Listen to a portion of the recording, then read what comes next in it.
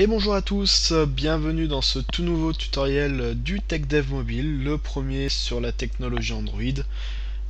Moi c'est Nico, donc aujourd'hui au programme ça va être téléchargement et installation du SDK Android tout simplement, avec le maniement d'Eclipse et l'installation de l'environnement Java qui sera nécessaire au lancement du logiciel Eclipse. Donc pour ce faire, on va commencer par ouvrir une page internet et taper SDK Android. Voilà, donc premier lien, developer.android.com/sdk.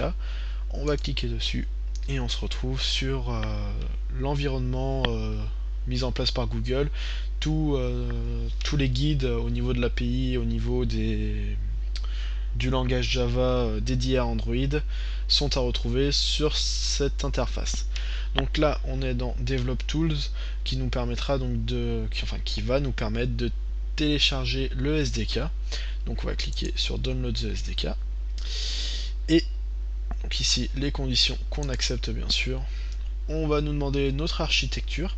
Donc pour ceux qui ne la connaissent pas, c'est très simple. On va aller dans Control Panel, panneau de configuration, Système, et on va chercher la ligne System Type. Donc là on voit 64 bits. Donc nous on va télécharger la version 64 bits. Bien sûr si c'était marqué 32 bits, vous téléchargez la version 32 bits. On lance le téléchargement et on attend. Donc moi je vais l'annuler parce que je l'ai déjà téléchargé pour préparer ce tutoriel. Pour vous, je vous invite à mettre pause et à revenir me voir dès que vous avez terminé. Et on se retrouve pour la suite de ce tutoriel. Donc on va pouvoir sortir de la page internet et d'ailleurs on découvre mon magnifique bureau avec des pandas. C'est trop bien les pandas.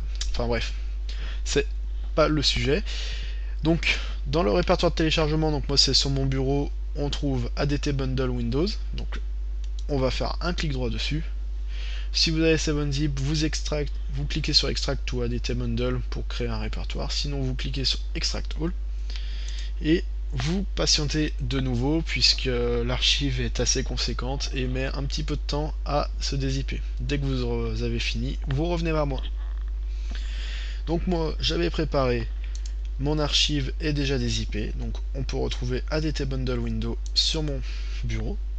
Je l'ouvre et je me retrouve donc avec deux répertoires, Eclipse et SDK, ainsi qu'un exécutable SDK Manager. Donc nous, ce qui va nous intéresser aujourd'hui, ça va être Eclipse. On va double-cliquer et on va trouver donc l'exécutable Eclipse. Alors, avant de le lancer, parce que je suppose que vous n'avez pas encore installé votre environnement Java, on va retourner sur Internet, retourner sur Google et taper JDK pour Java Development Kit, Java. Donc ça va être l'outil qui va permettre d'installer la machine virtuelle Java et de lancer Eclipse. Donc on va cliquer sur Download, on va accepter la licence et choisir donc la version que l'on souhaite. Donc nous on est sur du Windows, on est sur du 64 bits, donc on va cliquer sur Windows x64. Si vous êtes en 32 bits, ça sera la x86 qui vous intéresse. Donc on clique, le téléchargement se lance. Donc encore une fois, j'ai déjà fait cette opération. De votre côté, vous le téléchargez, c'est un exécutable, vous le lancez et vous l'installez en gardant toutes les valeurs par défaut. Dès que cela est terminé, vous êtes prêt à lancer votre Eclipse. Donc on double-clique. Donc voilà, Eclipse se lance. On voit qu'il est dédié au développement Android. Donc si c'est votre premier lancement, vous risquez d'avoir une fenêtre qui va s'afficher avant d'arriver ici, qui va vous demander de sélectionner un répertoire par défaut d'enregistrement de vos projets. Donc vous laissez ce qui est indiqué et vous cliquez sur la petite checkbox en dessous pour garder cette valeur par défaut au prochain démarrage. Puis vous cliquez sur OK. Et voilà, nous sommes donc arrivés sur l'interface Eclipse, donc elle est vide puisque nous n'avons pas encore de projet. Donc petite présentation, on va avoir ici sur notre gauche l'espace où s'afficheront les arborescences de nos projets, donc l'ensemble des répertoires et des fichiers qui les constituent. Sur la partie centrale, donc la partie code, avec, avec l'interface dans laquelle vous pourrez coder votre application. Sur la droite, ce seront des outils que nous verrons dans un autre tutoriel pour des options plus avancées. Et en bas, la console donc de débugage et d'information sur Android. Donc, pour commencer, on va cliquer sur Android SDK Manager, donc ce petit icône, ça va lancer donc le SDK. Donc vous devriez arriver sur une interface qui ressemble à ceci, avec l'ensemble des versions d'Android qui existent actuellement. Donc de la 1.5 à la 4.2.2. Donc inutile de toutes les sélectionner, on va récupérer la 2.2 et la 4.2.2 pour l'instant. Ça nous permettra d'avoir une gamme assez large, sachant que la 2.2 est la plus utilisée et que la 4.2.2 est la dernière.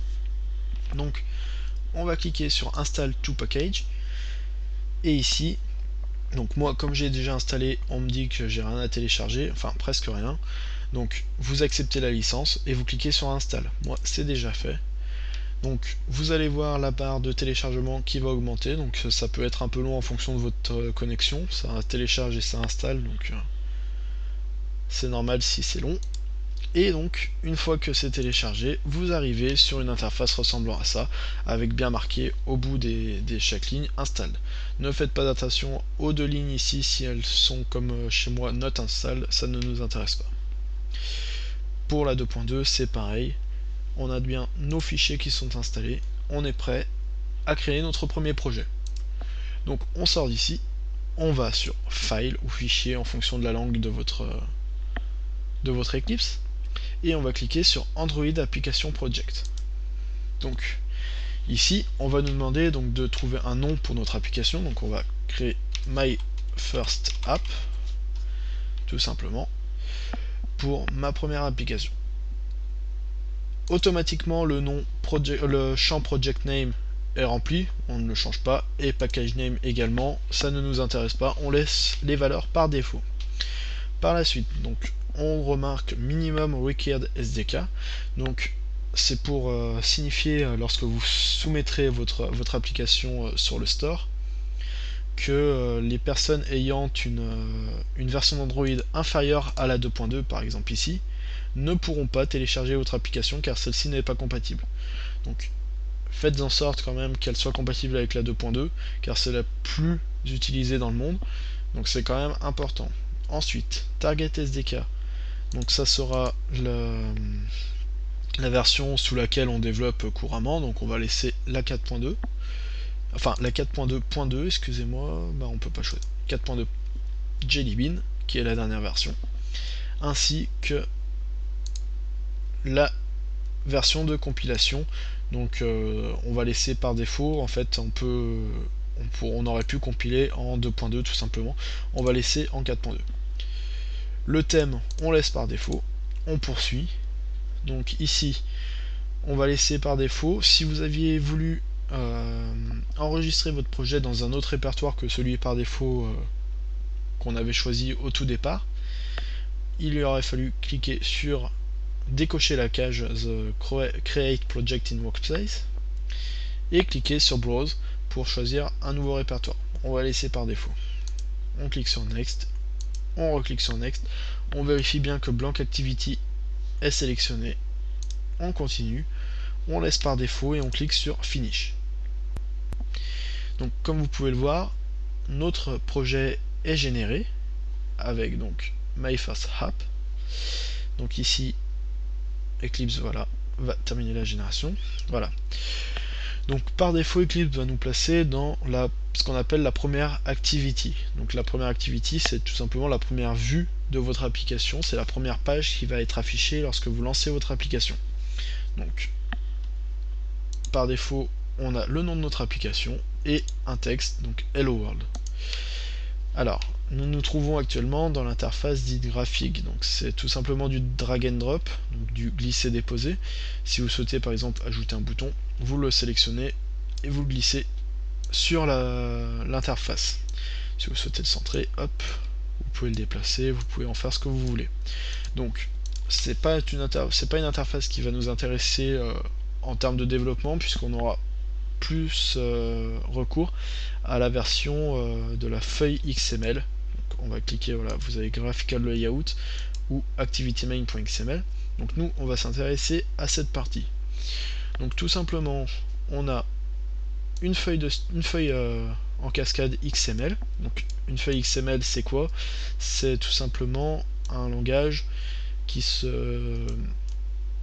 présente sous la forme de balises. Donc par exemple, une balise se présente soit sous cette forme, une balise ouvrante et une balise fermante, soit sous la forme inline, une balise ouvrante et fermante en un seul bloc. Donc voilà.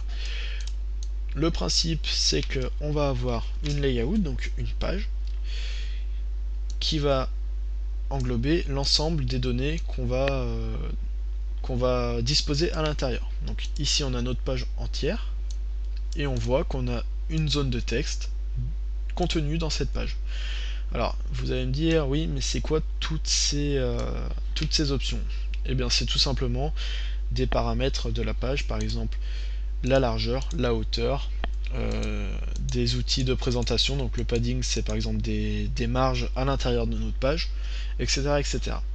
Donc on va pas s'y intéresser tout de suite, on va surtout regarder le text view. Donc le text view, ça correspond tout simplement au hello world qui se trouve ici.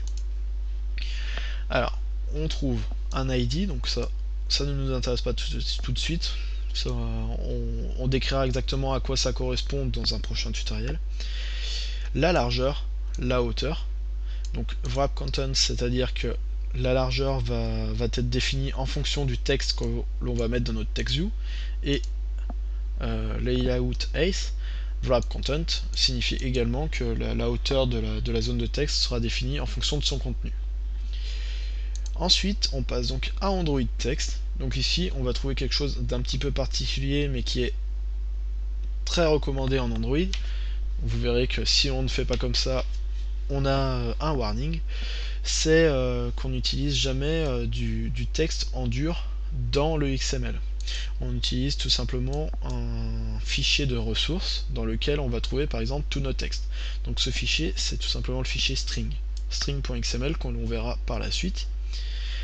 On a donc, pour indiquer du texte dans notre zone de texte, donc là l'option Android Text qui va aller chercher dans le fichier donc string.xml la string qui possède le label Hello World. Donc on va aller voir ça. Donc dans values string.xml. Donc là, tout comme pour la view que je vous ai présentée au début, on a une interface graphique, donc ici, et une interface XML. Voilà, on switch d'une vue à l'autre en cliquant sur ces petits onglets. Donc nous on va utiliser la vue XML, et on retrouve donc notre string qui porte le name ou le label Hello World, et qui a pour valeur Hello World avec un point d'exclamation. Alors, on retrouve bien donc le Hello World qui s'affichait donc dans Activity Main, Graphical Layout, ici. Si vous voulez être sûr que c'est bien ça, on peut par exemple ajouter un espace entre le world et le point d'exclamation, et on va se rendre compte ici que si on recharge, hop, ça ne fonctionne pas. Alors pourquoi ça ne fonctionne pas? Tout simplement parce que il faut... Alors pourquoi ça ne fonctionne pas, je ne sais pas. Il faut peut-être recharger, donc on va faire une modification et la relancer. Et voilà, donc en fait voilà, le XML n'est pas rechargé en direct, il faut toujours faire une petite modification pour le réenregistrer et qu'il recharge la vue. Donc là on voit qu'il y a un espace entre Hello World et le point d'exclamation, donc c'est bien lié, les deux feuilles sont bien liées. Donc on va faire un petit exemple, on va rajouter une text view. Donc ce qu'on va vouloir, c'est une nouvelle zone de texte en dessous de notre premier Hello World. Donc là, si on fait ça, on va se rendre compte, on enregistre dans Graphical Layout, que rien n'a changé. En fait, ce qu'il faut voir, c'est que ça a effectivement changé quelque chose, mais que ce n'est pas visible. Tout simplement parce qu'on a mis le même texte et que ces deux textes sont alors superposés. On va pouvoir faire la vérification. Par exemple, on va changer Hello World par name. Donc là, il va nous indiquer probablement un warning, donc il ne nous l'indique pas, tout va bien. On va rajouter ici une string dont le label est name, et on va mettre une valeur, par exemple panda. Voilà. Donc si on revient ici, on fait une modification, on enregistre. Et là, on voit effectivement qu'il semble que le panda soit bien sous le Hello World. Alors pour remédier à ça, on va rajouter tout simplement une option. Donc pour ce faire, on revient à la ligne, on tape Android, deux points, et là l'ensemble des options sont affichées dans une petite zone générée par Eclipse. Donc ici on a toutes les options disponibles sous Android. Donc nous, ce qui nous intéresse, c'est de mettre une margin sur le layout TextView. Donc on voit layout underscore margin. Donc étant donné qu'on souhaite que Hello World soit au-dessus de Panda, on va appliquer une margin top au TextView Panda à laquelle on va indiquer 20 dp. Donc dp étant une unité utilisée en Android permettant de suivre, de s'adapter en fonction de la densité de pixels. C'est des notions un peu techniques que l'on verra lorsque l'on vous parlera de design en Android. Donc pour l'instant, faites-moi confiance et mettez 20 dp. Si on retourne sur Graphical Layout, on voit que Panda se retrouve bien en dessous de Hello World. Donc ça a fonctionné. Voilà, donc c'était un exemple très simple, basique. Vous verrez dans les prochains tutoriels comment faire des choses beaucoup plus évoluées avec des changements de page, des boutons, etc. etc. Avant, je vais quand même revenir sur l'arborescence que je ne vous ai pas tout à fait présenté. Donc on va retrouver tout en haut SRC, donc ce sont les sources de votre application, le package MyFirstApp, donc ça on ne s'en occupe pas, avec à l'intérieur un mainActivity.java. Donc ça, il s'agit tout simplement de votre première activity. Donc c'est votre première vue, mais cette fois-ci on ne parle plus de XML mais de Java. C'est tout simplement ce qui va permettre de loader, donc de charger votre fichier XML activity main. Ici on voit set content view, donc il va récupérer la view activity main donc dans layout. Donc on voit bien rest layout activity main. Voilà. Donc ensuite ici on a par exemple un code généré par défaut par Android qui permet de générer un menu lorsque vous cliquez sur le bouton menu de tous les smartphones. On ne s'en occupe pas. Autre petit détail, alors attention parce que on va parler d'un fichier qui est indispensable au bon fonctionnement de votre application et avec lequel vous aurez probablement des problèmes lorsque vous voudrez réaliser vos applications. Donc il se trouve dans Gen, il s'appelle r.java. Donc on va l'ouvrir, faites très attention à ne rien modifier de ce fichier. Il s'agit tout simplement d'un fichier qui est généré et écrit automatiquement par Android et qui contient l'ensemble des adresses mémoire de vos données. Donc c'est un petit peu technique, ça ne vous intéresse peut-être pas. Sachez que c'est un fichier dont vous ne devrez jamais modifier à la main. C'est toujours Eclipse qui le réécrit plus ou moins bien en fonction des moments. Et vous verrez qu'Eclipse est parfois assez capricieux. Bon, ce n'est pas le sujet, on aura l'occasion d'en reparler dans de futurs tutoriels. Et on va passer donc à la génération donc, de notre première application, à la compilation. Donc pour compiler, comment ça va se passer? On va tout simplement créer un émulateur. Donc un émulateur c'est quoi? C'est un smartphone simulé sur votre ordinateur. Donc moi j'en ai déjà un, je vais le supprimer pour partir à la même base que vous. On va en créer un. Donc on va créer un par exemple Froyo pour qu'il soit compatible avec tous vos ordinateurs en fonction de leur puissance. Donc par exemple émulateur 2.2. Voilà. Device, on va choisir WVGA qui correspond donc à un écran de 4 pouces.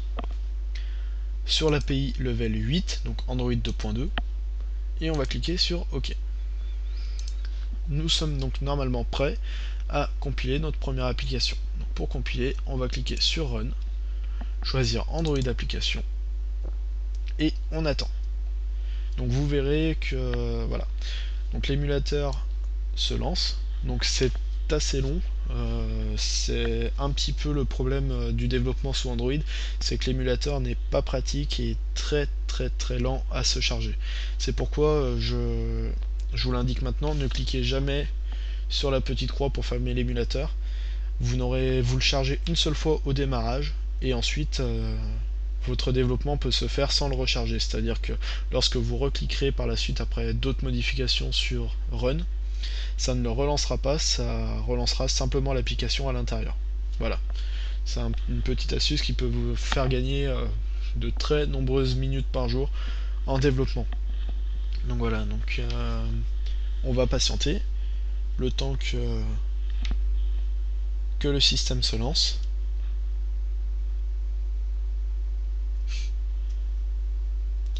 Et voilà, donc là on voit l'interface du smartphone qui se lance et notre première application qui s'affiche. On voit bien le Hello World et Panda. Voilà, donc ça a bien fonctionné. Je vais vous montrer comment fonctionne par exemple pour relancer quelque chose. Alors si on Panda, c'est trop bien. Voilà, c'est vraiment un exemple basique, hein. C'est trop bien. Alors là, on va aborder juste un petit point qui pourrait vous poser problème, c'est que si vous essayez de compiler tel quel, il va vous annoncer une erreur qui est liée à l'apostrophe. Tout simplement parce que en développement, l'apostrophe est un caractère qui permet d'ouvrir une zone de texte généralement, et c'est un caractère donc qui est dit spécial. Alors pour éviter qu'il annonce une erreur, il va falloir faire une procédure qu'on appelle l'échappement, qui consiste à placer un caractère devant qui ne sera pas pris en compte, qui ne sera pas affiché, mais qui dira au compilateur que le caractère qui suit doit être affiché et non interprété comme du code.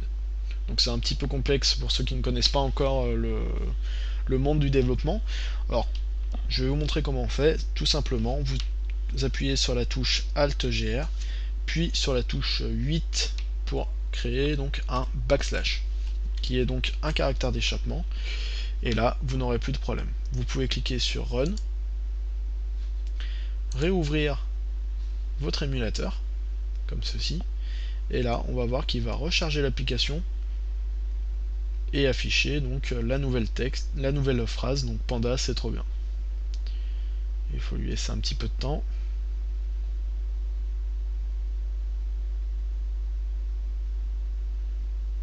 Alors, il n'a peut-être pas fonctionné, on va revenir sur le point Java, on va relancer. Voilà, donc là, on voit bien qu'il le relance. Et on a bien notre nouvelle phrase, Panda, c'est trop bien. Voilà, donc on a créé notre première application, on a pris en main votre IDE, donc votre environnement de développement. Je vous invite à suivre les futurs tutoriels qui vont arriver ou qui sont peut-être déjà arrivés à l'heure où vous écoutez, vous visionnez cette vidéo. Et je vous souhaite de bien vous amuser avec cette techno avec laquelle on peut faire des trucs vraiment sympas. Et dans le prochain tutoriel, on verra comment switcher entre différentes activités, on verra plein de choses, des interactions entre le code XML et le code Java pour avoir une bonne interaction avec l'utilisateur.